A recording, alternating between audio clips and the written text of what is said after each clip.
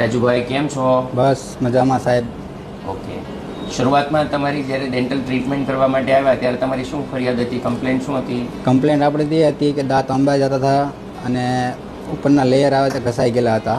હા બરોબર, એટલે દાંત ઠંડુ નથી ખાઈ શકાતું, ખાટું નથી ખવાતું, એ પ્રોબ્લેમ હતી અને દાંત ઘસાઈ ગયેલા હતા. ઓકે, અને એટ ધ એન્ડ છેલ્લે જ્યારે તમારી ટ્રીટમેન્ટ કમ્પ્લીટ થઈ તો એ ઓવરઓલ તમારો અનુભવ શું રહ્યો?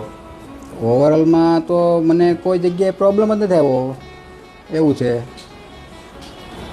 આખી સારવાર દરમિયાન આટલી લાંબી સારવાર કરી એમાં તમને કોઈ જગ્યાએ દુખાવો થયો કે એવી કોઈ બીજી મેજર કમ્પ્લેન થઈ ક્યારેય? ના ના, એવું ક્યારેય નથી થયું.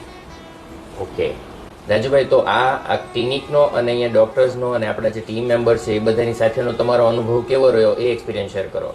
અનુભવમાં તો એકદમ સારો રહ્યો છે, કોઈ પ્રોબ્લેમ આપણને મને નથી આવ્યો. બરોબર, અને બધા એનું કામકાજ જોયું તો એ સરસ લાગ્યું મને.